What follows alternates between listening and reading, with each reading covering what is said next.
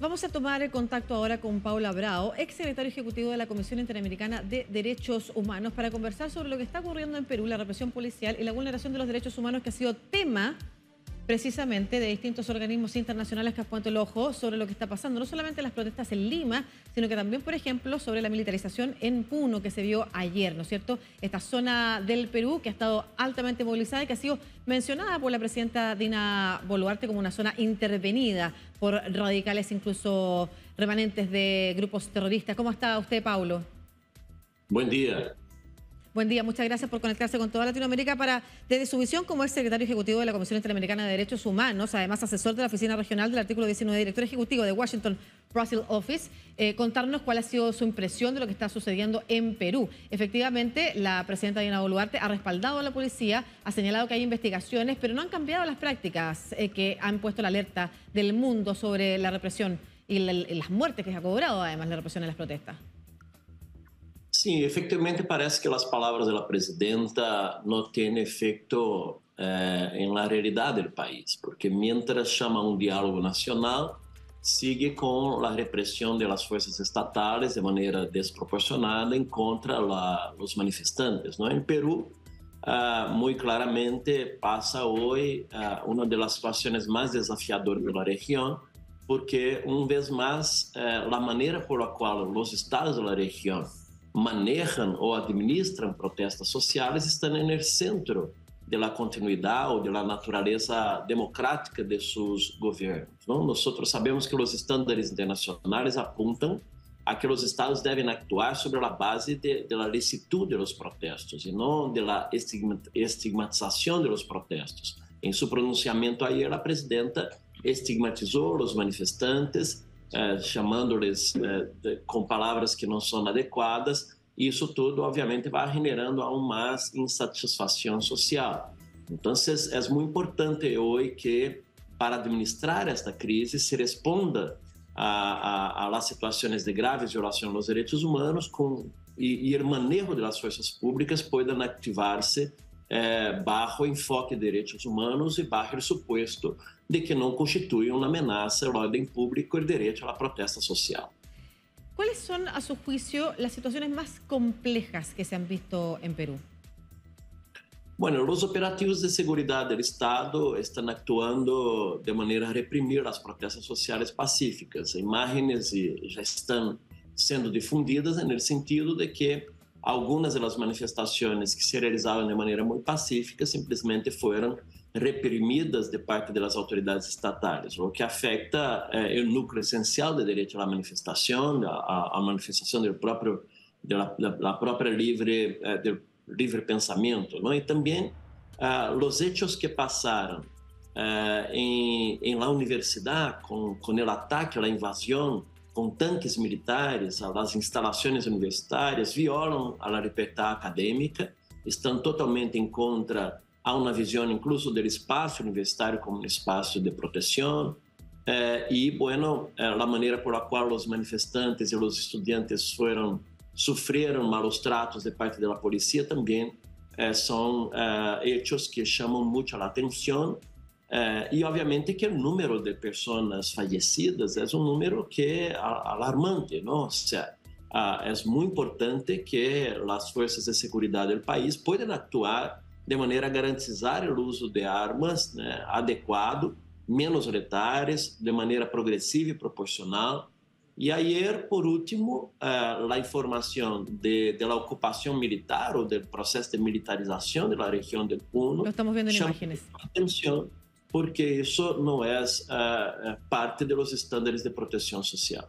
Sí, efectivamente estamos viendo en imágenes justamente la militarización de esa zona de Puno, que ha sido además mencionada por la propia Dina Boluarte, por la propia presidenta del Perú, como una zona en la que se estarían activando e infiltrando entre el movimiento social algunos remanentes de incluso Sendero Luminoso, algo que hemos conversado con distintos analistas, la idea del terruqueo, que le llaman en Perú, ¿no es cierto? A cómo cada vez que hay una protesta social, inmediatamente se intenta despertar el sentir de la población peruana, las pesadillas que significó, por supuesto, el terrorismo en los años 80, 90, ¿no es cierto? Donde, además, el Perú también tuvo problemas para controlar efectivamente lo que luego significarían reclamos e incluso pronunciamientos de la Corte Interamericana de Derechos Humanos sobre hechos sucedidos precisamente al interior de universidades y otras donde se persiguió, donde se secuestró y donde se eliminó precisamente a personas, se mató, hubo desaparición forzada, incluso mientras en paralelo en el país había una alta popularidad de los gobiernos, del gobierno de Fujimori en particular, producto precisamente de poder atacar el terrorismo. Entonces, ¿cómo puede combatir o qué se puede responder también a quienes hoy señalan? Porque usted ha hablado de protestas pacíficas y efectivamente sabemos de muertes de personas que no estaban cometiendo ningún acto ilícito, como por ejemplo médicos que estaban ayudando a heridos u otras personas que han terminado falleciendo por el accionar de la policía, sin haber estado cometiendo ningún delito ni ningún acto de violencia. En paralelo, sí se han visto actos de violencia. ¿Qué se le puede responder también a esas personas que están pidiendo a la policía actuar para no ver a su ciudad destruida, por ejemplo? Bueno, los estándares internacionales apuntan que los estados deben actuar sobre la base de la licitud de las protestas. Esa es la premisa. Ahora, el hecho de que algunos grupos o personas ejerzan violencia en una manifestación no vuelve per se violenta toda la protesta, ¿no? Y ni autoriza a las fuerzas de seguridad a disolver la protesta mediante uso de la fuerza desproporcionada y ni a praticar detenciones masivas y tampoco a atirar para matar ou activar forças militares que não estão preparadas para o controle social, para manejar protestos sociais. Ou seja, o uso da polícia e da sua segurança sempre devem centrar-se estritamente na contenção dos atos de violência, não? Para garantizar o próprio direito à protesta, saber separar as situações individuais de violência, que obviamente também devem responder según las normas y las reglas y las leyes del país, ¿no? Entonces, es por eso que hay la necesidad de una inteligencia en el manejo de las manifestaciones para que una crisis, y desafortunadamente en Perú eso ya pasó, una crisis que tenía, representaba reivindicaciones sociales y políticas legítimas, no se transforme en una crisis política institucional de largo plazo. De todas maneras hemos visto, y es importante recalcar, usted mencionaba lo que sucedió en la universidad el fin de semana, por si alguien se perdió esa información, efectivamente se entra a una universidad en San Marcos, en donde se detiene a casi 200 personas, entre ellos campesinos, muchos, la mayoría de ellas estudiantes, universitarios, abogados, que incluso llegaron a poder colaborar con lo que estaba sucediendo en el ingreso a la fuerza de la policía y de las Fuerzas Armadas a ese lugar. Recordemos además que se detiene a 200 personas y luego se libera a más de 190 después de casi 24 horas estando detenidas, lo que demostró, además de las imágenes en las que se veía la agresión con la que se trataba a unas personas que estaban tomando desayuno, que no estaban realizando actos violentos, el ingreso además a la residencia de los universitarios, se demostró además que no había razones precisamente para este ingreso forzoso a una universidad. Ha mencionado usted la militarización de la zona de Puno. ¿Cuáles son los riesgos de involucrar a las Fuerzas Armadas en estas zonas donde hay alta movilización social y campesina además?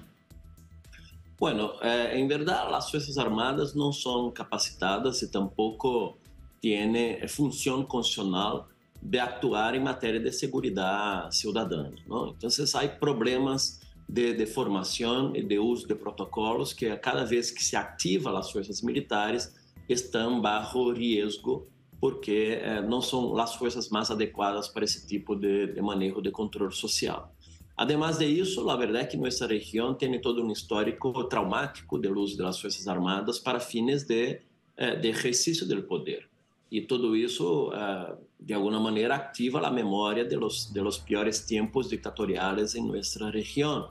Entonces, yo creo que la militarización de una región envía un mensaje que confirma una vez más que el Estado está haciendo uso desproporcionado de la fuerza y está intentando mantenerse en el poder bajo la represión, bajo la activación de fuerzas militares. Los estándares internacionales apuntan a no utilizar las Fuerzas Armadas en ese tipo de situación. Y bueno, la verdad es que después hay todo un desafío muy particular de investigar estos hechos de eventuales violaciones y abusos de los derechos humanos cuando los militares están involucrados, porque el sistema de investigación también es distinto del sistema de investigación civil. La Comisión Interamericana de Derechos Humanos ha visitado el Perú, ha señalado que en 30 días va a emitir un informe, sin embargo, ha entregado también algunos puntos claves en la observación que se ha realizado visitando ese país. ¿Usted considera que el actuar de los organismos internacionales también ha estado a la altura? ¿Le ha llamado la atención algo? ¿Considera qué es cómo tiene que actuar también el Estado peruano respecto a las voces que se han levantado ante estos informes? Bueno, llevando en cuenta la comparación con las experiencias previas en materia de protestas sociales en nuestra región, los organismos internacionales salieron a pronunciarse recordando a las autoridades los estándares que siempre deben orientar ese tipo de crisis político-social. En verdad, la Comisión Interamericana ingresó en el país, realizó su tarea de documentación y registro de la violación y ahora hay mucha expectativa de que se pueda presentar, si no un informe final, por lo menos un informe preliminar. Me parece que talvez un buen camino para que se pueda revisar estas violaciones a los derechos humanos de manera bastante consistente sea la instalación de un grupo de expertos internacionales independientes, tal cual ocurrió para el caso Ayotzinapa en México, ocurrió para el caso de las manifestaciones y represión en Nicaragua y más recientemente para las manifestaciones y represión en Bolivia también. Sí, estamos viendo en pantalla algunos de los puntos claves emanados desde una declaración de la Comisión Interamericana de Derechos Humanos y finalmente algunas recomendaciones, unos llamados también de la Comisión. A su juicio, ¿cómo tiene que avanzar el Estado peruano para poder disminuir la crisis política institucional que tiene? Bueno, una vez más, la salida a estas crisis está en las manos de la clase dirigente del país. El pueblo peruano está reivindicando el derecho a elegir democráticamente su presidente, ¿no? Entonces, me parece que talvez una buena salida sea efectivamente instalar una mesa de diálogo que tenga como finalidad central la realización inmediata de elecciones en el país. Eso obviamente ayudaría a desmovilizar o desactivar estas protestas y empujaría el país a un nuevo camino. Talvez sea una solución también para Perú la canalización de esta crisis por medio de un proceso constituyente, como ocurrió en Chile. Pero también esa es una decisión que pertenece al pueblo peruano y me parece que parte de estas crisis sucesivas que vive en Perú, com presidentes que estão se alternando a cada tempo, tem que ver com a arquitetura institucional constitucional, que não está respondendo adequadamente a uma expectativa de estabilidade que todos os pueblos e todos os países têm direito. Então, me parece que são duas agendas e reivindicações legítimas y que las autoridades del país deberían escucharlas. Muchas gracias por su tiempo, Pablo Bravo, exsecretario ejecutivo de la Comisión Interamericana de Derechos Humanos, además asesor de la Oficina Regional del Artículo 19 de la Declaración Universal de los Derechos Humanos y director ejecutivo de Washington Brazil Office. Muchas gracias por esta conversación con toda Latinoamérica a través de DNews. Que esté muy bien. Muchas gracias. Muchas gracias a usted.